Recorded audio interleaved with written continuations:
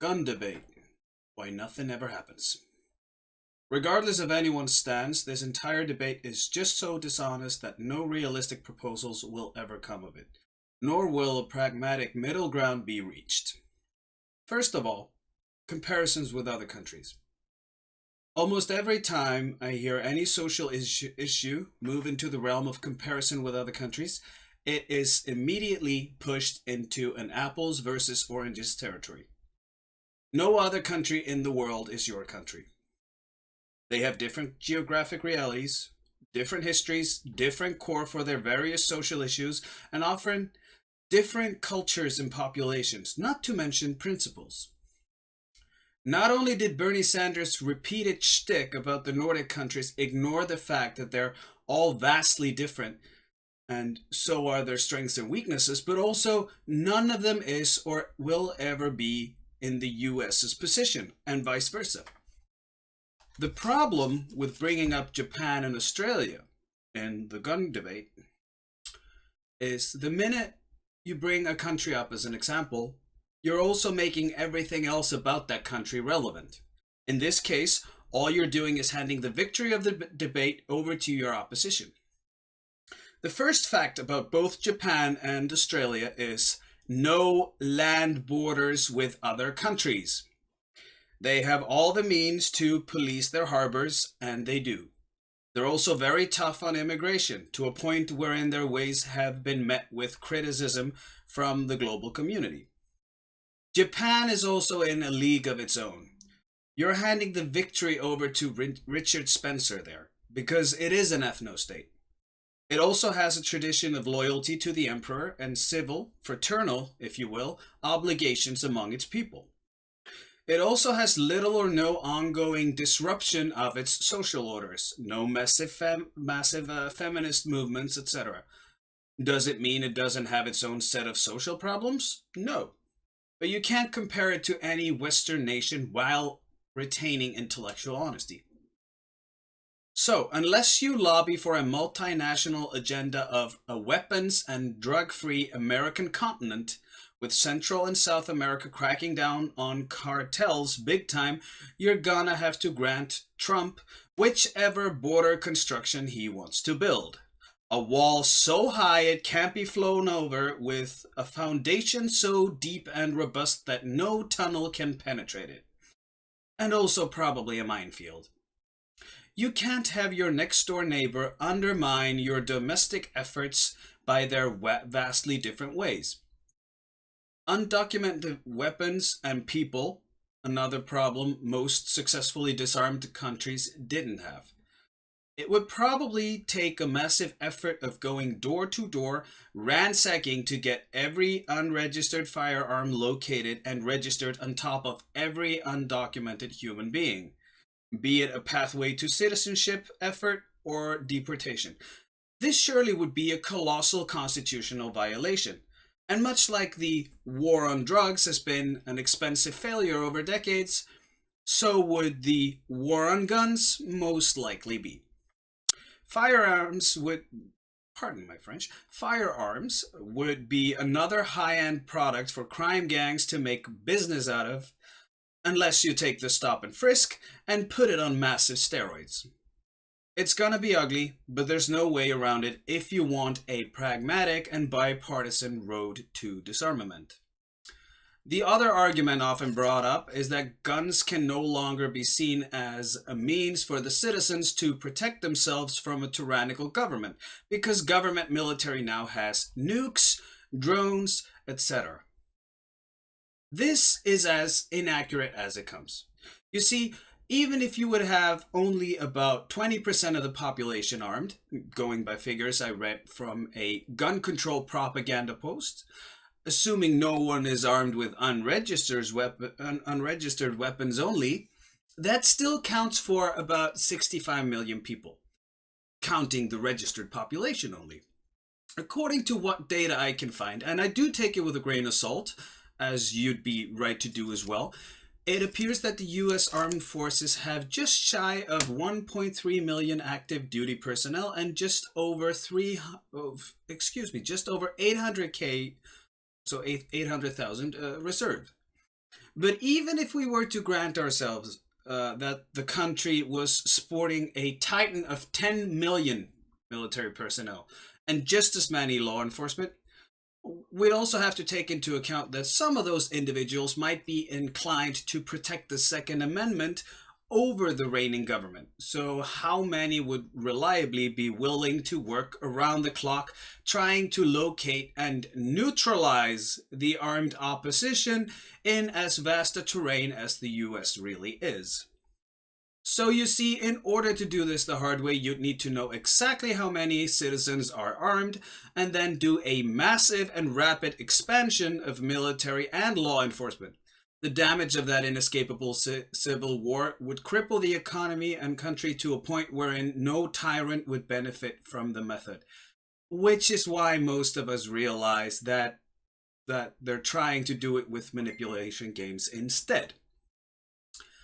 And that's why people aren't too keen on trusting those who want to take their guns away, no matter the rhetorical tricks involved or even or events politicized to fuel such an agenda. There are also several countries out there that have heavily armed citizens, and some even have way higher gun ownership rate per capita. Yes, I know not all of them have submachine guns in every household, but some also don't share a heavily militarized police force either. Icelanders could militarily overthrow their government overnight with hunting rifles, but they just don't. Also, Switzerland could probably stave off an invasion with civilians alone, and withstood the wars on the continent pretty well throughout the 1900s. It's also probably the most robust and longest running democracy in Europe in our time. It stands outside of the EU and the Euro. Its citizens are armed, and the 16 cantons have a lot of self determination to compete and go on about their ways, probably far more than the states in the US. It's a country with four major ethnicities and languages, and its success might be attributed to their ability to stave off federalism. Why is this not a part of the discussion? You see, while heavily armed, many countries don't share the problem of people too readily pointing guns at other people and pulling the trigger. So to assume that removing firearms will somehow magically remove the underlying cause of that social problem is naive to the point of pure cognitive negligence. Also, heavy gun restrictions are no guarantee of safety, and they don't mean that you don't experience rampant crime waves. In some parts of Western Europe, it just means the citizens have little or no means to protect themselves, and the police is often inefficient or lacks the means and resources to help them pursue justice. That can create a buffet for organized crime. In addition to that, most gun-free zones exist in name only.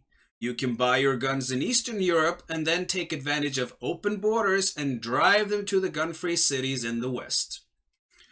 In addition to that, when these restrictions aren't being policed and borders aren't being policed, you basically rely on the decency of law-abiding citizens while granting an upper hand to those who couldn't care two cents about laws. This is also very much the issue with gun-free zones in the US, and the reason for why cannabis can very easily cross state lines from where it's legal to where it isn't. As far as the cannabis goes, a person can cross state lines to consume the product legally and then venture back. But if someone has the intentions to make use of firearms for ill intent, they're not too concerned with remaining in the state wherein purchase and ownership is legal. Murder is illegal in all states, so the intent to commit a crime remains the same. Federalism in the EU, is failing for the same reason as it's failing in the US. Because for all those politicians touting on about our shared values, there really is no de facto consensus on any shared values, and they're not being universally applied if there are any. So where does that leave us? Well, if you want a nationwide restriction of firearms, and you want the least destructive and most peaceful approach you can realistically get, it's gonna have to include one or more of the following: massive fortification of borders and ports, increased spending, and additional personnel. Police state on steroids, door to door ambitions to crack down on crime and getting all people and weapons registered and documented. Massive reindustrialization of the country, deregulations, loosening up of EPA, etc., to both make up for potential loss of trade supremacy and influence abroad, and to ensure an employment increase at all levels as to reduce the amount of people sitting around with too much idle time and or limited prospects. Massive cuts to social spending in favor of a temporary expansion in transportation infrastructure, and reduction of sovereign debt to promote durability and competitiveness of reindustrialization. I'm sorry about that. And yes, I am, like ever so often, reading off of my notes. Healthcare, education, pensions, etc., brought to a state and or local level, as well as civil engineering policies that pertain to gender equality, social economic affairs, and affirmative action to promote peaceful coexistence between views that differ vastly. Defederalization of authority, more local and state autonomy for a diverse population. Promotion of the principle that no religious, political, or cultural idea supersedes the U.S. Constitution and the Bill of Rights, to prevent tribalism from overriding the rights of the individual to his/her sovereignty. Once crime is reduced, labor force participation rate has surged, weapons and humans are documented, a gradual mutual disarmament would have to take place between citizens and military/law enforcement. Military would then need to be restrained to border control primarily, and its capacity for global participation would be radically different.